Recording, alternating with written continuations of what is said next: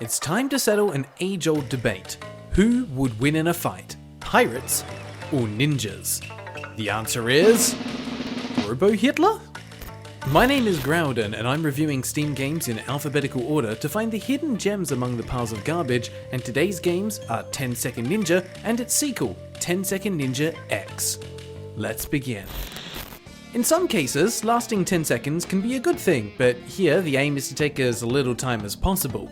Sometimes you'll need to finish in just a couple of seconds, which is basically an achievement for anyone that can manage to do it consistently.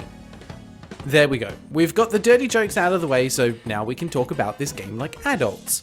Welcome to today's game, which focuses on a small blue guy going fast, but instead of playing as a hedgehog, we're a ninja, which is arguably infinitely cooler, especially because we're a ninja fighting robots while doing flips. Here's the premise.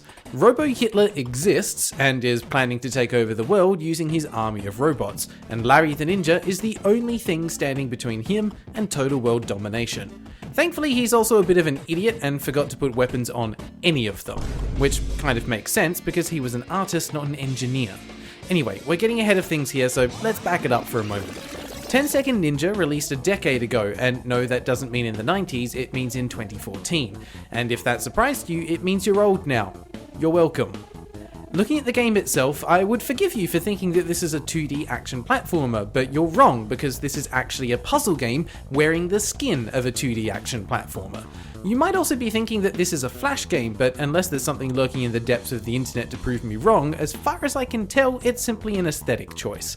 In terms of gameplay, 10 Second Ninja keeps things simple. You have left and right movement, as well as jump, all bound to the arrow keys. Pressing Z will make Larry throw a shuriken, while pressing X will swing his sword. The controls are super tight and responsive, and they need to be, because you will only have 10 seconds to destroy every robot in the level. The 10-second time limit is also completely arbitrary. There's no justification given for it in the game anywhere. You're just told by an omniscient narrator to kill the Nazi robots and to do it fast. In fact, less than 10 seconds is optimal, because after completing a level, you'll be shown your time to 100th of a second and then given a star rating. If you manage to complete the level within the 10 seconds, you'll get a star. To get the other two, you'll need to beat increasingly difficult times. Some of these 3-star ratings require levels of perfection that are quite literally rage-inducing, even going so far as to reward the player with an achievement for failing to get a star rating by 0.03 seconds or less.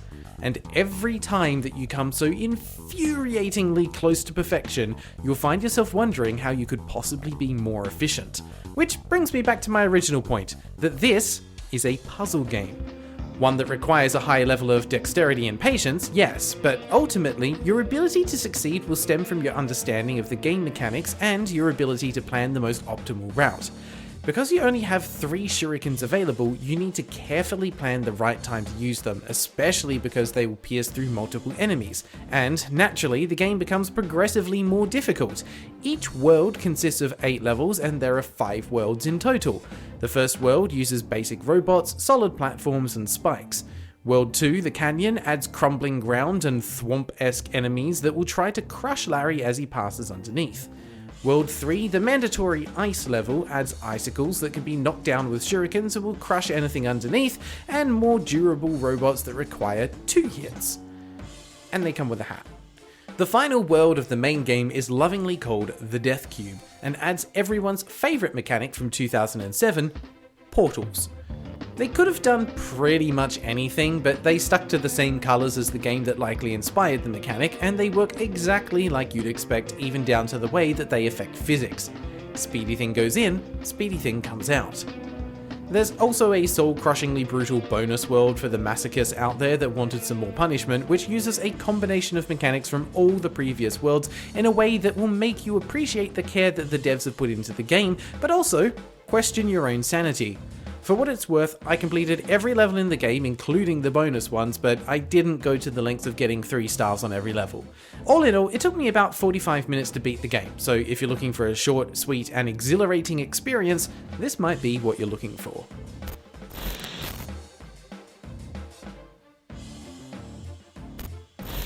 If you've seen a few of my past reviews, you might be familiar with the fact that I have a soft spot for games that have a clearly defined focus and a well-executed realization of that vision. 10 Second Ninja is no exception to this. It knows exactly what it wants to be. A fast-paced time attack platformer that requires some strategic planning and a high level of dexterity to get the best results and the fastest times. Deaths will be many and frequent, and thankfully frustration is minimized with near instant resets. It's interesting to note that this game was actually reviewed by the late Total Biscuit, which he described as a goddamn pain in the ass, a statement that I 100% agree with. If you're someone with a short temper or little patience for repetition, this game will annoy the hell out of you, constantly taunting you with reminders of how much you suck at the game. On the other hand, if you enjoy a bit of a challenge and pushing your skills and reflexes, you'll have a pretty good time. This is one of those games that has a pretty narrow field of appeal, with a lot of people simply not getting it, but the people who do will love it. It's also worth mentioning that it's at a pretty fair price as well, coming in at $2.19 Canadian. The combination of the tight controls, thoughtful level design, solid mechanics, and upbeat music made this an enjoyable experience from start to finish, and I only wanted to break my controller once. If you were to aim for 100% completion though, prepare yourself for much higher levels of frustration, as those 3-star rankings will make you tear your hair out. So, with all of that in mind, my final rating for 10 Second Ninja is dying on spikes 5 times in a row and getting an achievement. Out of 10. You'll be rewarded for your frustration. Moving on to the sequel, 10 Second Ninja X. Released only 2 years later, it's instantly noticeable that the art style has changed with a smoother, more blended look and feel to the graphics and animation. Personally, I think I preferred the art style of the original game, as there was a certain amount of nostalgia and charm to the roughness. On the bright side, the core gameplay loop and tight controls are all still present, so while it may look slightly different, the feel of the gameplay is almost exactly the same. Unsurprisingly, this means it's a double-edged sword, as fans of the first game will get more of what they love, but it also means it doesn't add anything new or evolve the series in a meaningful way that would attract a new audience. On the other hand, fans of games that have seen their beloved franchise twist and warp over the years as they try to attract a new audience know how that can have the opposite effect and end up driving away their core fanbase. I'm looking at you, Dragon Age. So, what does this sequel do to improve over the original other than the graphics? Well, there's a hub world to explore in the form of a flying pirate ship, new worlds and mechanics to overcome, and a new antagonist, Greatbeard the Pirate. At the start of the game, he reveals that he's captured all of the animals that live in Larry's forest, which apparently consists entirely of birds, and turned them into robots, and combined with his preferred mode of transport, this can only be seen as a nod to Dr. Eggman / Dr. Robotnik from the Sonic franchise. Unlike Robo-Hitler, Greatbeard never shows up as a boss fight. In fact, 10 Second Ninja X does away with the boss fights altogether and focuses instead on the core levels. In terms of difficulty, this game starts out much the same as the first, but then quickly ramps up to an even higher level of difficulty than before, largely thanks to the introduction of new mechanics such as levers that will move platforms to create new paths, barriers that deflect shurikens, grapple arms, and vacuum robots that negate your ranged attacks. To help balance this difficulty, a new hint mode has been added that allows the player to watch a ghost complete the level, which helps to drastically lower the difficulty by showing you an optimal path to follow. Whether or not you're skilled enough to replicate those movements is a different question entirely though. However, these hints aren't given out for free, with each unlocked hint costing 1 coin. You can earn 5 at a time by playing a memory-style minigame on the ship, which gets progressively harder each time that you beat it. And in a way, I appreciate that the game makes the player work for the hints in a different way to the regular gameplay. This minigame is one of the handful of things to discover aboard the hub world airship that you'll return to after completing each world. There's also a display area where you can change to any of the extra outfits that you've unlocked, an area full of bonus levels that is accessible after beating the main story, and the engine room where one of the main characters, an engineer called Benji, lives. After beating the first couple of worlds, Benji asks to accompany Larry on his journey, and he will use his helicopter backpack to hover around while giving out quote-unquote helpful advice. Said advice appears as dialogue that requires you to press enter to close it and will cease all other action and movement, basically rendering the game unplayable. The best comparison I can give is to imagine a cross between Tails from Sonic 2 and Navi from Ocarina of Time, and the end result is quite possibly one of the most annoying NPCs ever created, right up there on the list alongside the adoring fan from Oblivion. The only saving grace is that once you get into an actual level, Benji happens to accidentally get caught in the crossfire and promptly left behind. He sadly survives this though, and it's probably to no one's surprise that he returns later in the game as an antagonist, given his mistreatment by both Larry and Greatbeard. Speaking of Greatbeard, he appears at the end of each world to monologue at you for a while, and it's evident that the devs were trying hard to live up to the humour of the first game, but sadly, I think they ended up trying too hard, overthinking what made the humour in the first game work so well, and the result is something that might elicit a chuckle or two, but nothing more. The first interaction lands well, playing on the whole silent protagonist trope, but then they repeat it in every interaction after that, with it slowly feeling more and more desperate, which might be the whole point, but to me it simply misses the mark. The music and overall sound design continue to live up to the standards set by the first game. None of the tracks were particularly memorable, but all of them fit the visual theme and brought just the right amount of frantic, driving energy that's required to keep the player motivated and moving forward without being overly repetitive. This game certainly pushed my skills, but it was still manageable, even for an early 30s gamer whose reflexes are starting to wane. I was left with a bit of a sour taste in my mouth at the end of the game though, as there's not really a payoff for the story or for your perseverance.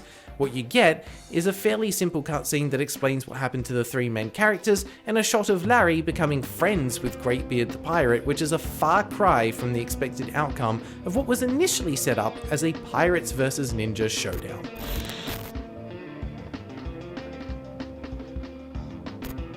Considering that 10-Second Ninja X is almost 5 times the price of the first game, coming in at $10.99 Canadian, it would be understandable to feel a little underwhelmed considering that the amount of content available in the story mode is basically on par with the first game.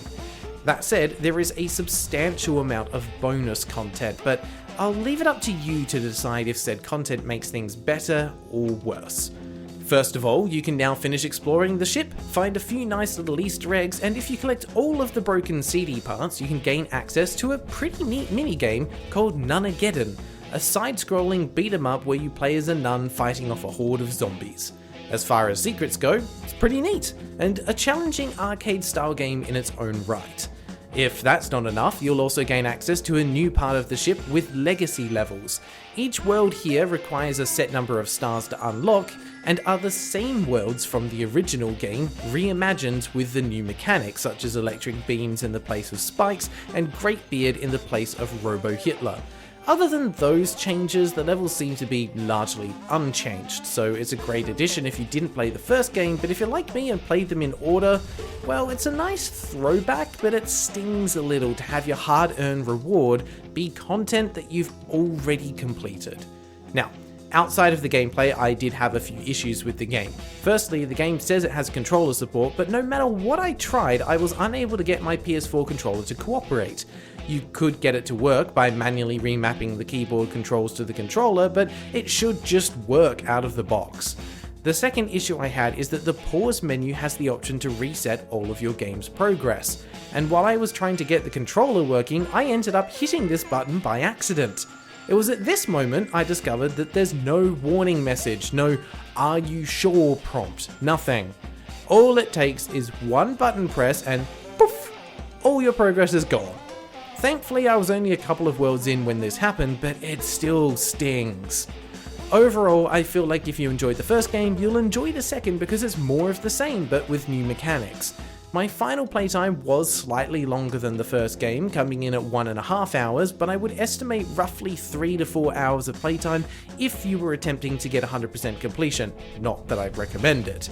Due to some of the design changes, I feel like it doesn't hit the mark quite as well as the first and is a bit of a step backwards. It's also unlikely that we'll ever see a new game in this franchise, as the last game by the devs, 4 Circle Interactive, was a first-person stealth game called Abermore, which looks like it completely flopped. For a final fun fact, the publisher Mastertronic was also the publisher for Orbitalis, a game we reviewed a little while ago. All in all, this is still a solid title in its own right, but it's a bit harder to justify the price, so my recommendation if you're interested is to play the first game to get a taste of it and then decide if you want more. It's also worth mentioning that the sequel often goes on sale for 90% off, having already gone on sale 4 times this year, so I'd recommend waiting for that if you're interested. So, with all of that in mind, my final rating for 10 Second Ninja X is being trolled by the devs in a secret area out of 10. The humour doesn't land as well, but it's more of the same and it's hard to complain about all the bonus content. Thanks for watching. Welcome to the end of the video. Today's Larry was sponsored by Lampyridays. You could also become a sponsor by checking out the membership options below. As always, a massive thank you to all the channel members on screen for supporting the channel, with a special thank you to our 2 Knights of the Holy Grail, Freaky Feline and Loveheart Gonzi. Lastly, I want to thank you for joining me on this weird gaming adventure through the depths of Steam, and if you've made it this far, here's a sneak peek of the next game. Until next time, take care.